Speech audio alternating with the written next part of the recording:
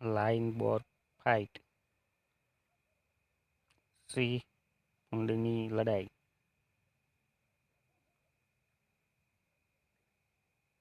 જંગલનો રાજા સિંહ તરસ લાગવાથી તળાવે પાણી પીવા ગયો.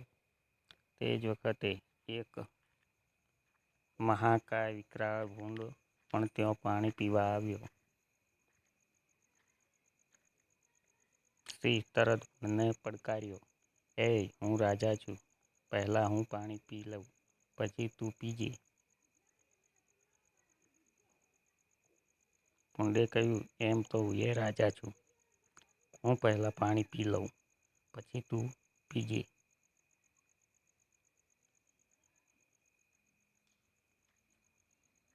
ઘડીકમાં વાત મારામારી પર આવી ગઈ.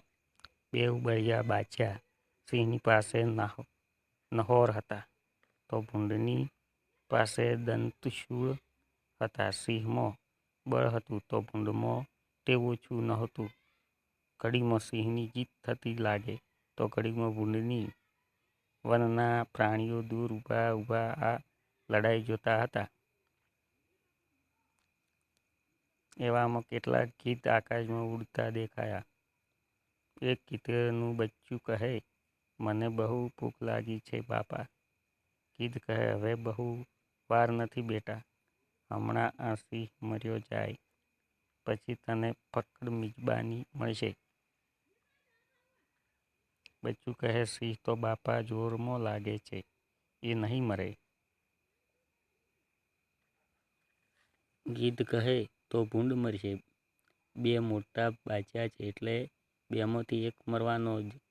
આજે તને મિજબાની મળવાની એ નક્કી."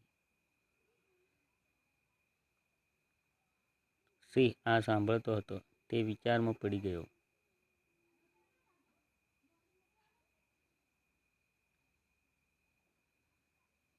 "ઓત્રીની અમે લડીએ એમાં આને મજા છે, તે શું અમે એના પેટમાં જવા લડીએ છીએ?"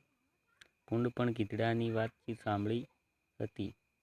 તે વિચારમાં પડી ગયો હતો કે શું અમે ગીધડાના પેટમાં જવા લડીએ છીએ? લડતા લડતા સિંહે ભૂંડને કહ્યું, "કંઈ સંભળાય છે?" ભૂંડે કહ્યું, "સંભળાય છે ને, સમજાય પણ છે. આ ગીધડા આપણા મરવાની જ રાહ જોઈ રહ્યા છે. તે શું આપણે એમના પેટમાં જવા વાસ્તે લડીએ છીએ?" સિંહે કહ્યું, "આપણે તો કોણ મોટું ને કોણ પહેલો પાણી પીએ તે નક્કી કરવા લડીએ છીએ." ભૂંડે કહ્યું, "પણ નક્કી એવું થશે કે આપણે બેઉ મૂર્ખ હતા, નજીવી વાતમાં લડી પડ્યા ને ગીધડાના પેટમાં ગયા."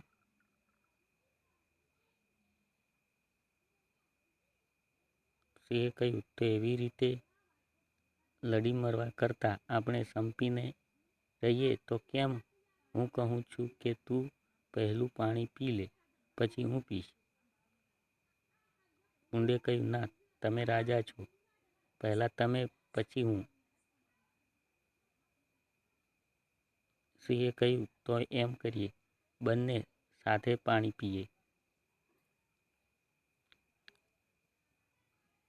આમ સમાધાન થઈ ગયું ને બંનેએ જોડાજોડ ઊભા રહી પાણી પીધું. વનના જાનવરો એ જોઈ ખુશ થઈ ગયા, પણ માથા પર ઉડતા ગીધડાને એ ગમ્યું નહીં. એ બોલ્યા, "હતારીની મુવાને લડતાય ના આવડ્યું ને મરતાય ના આવડ્યું."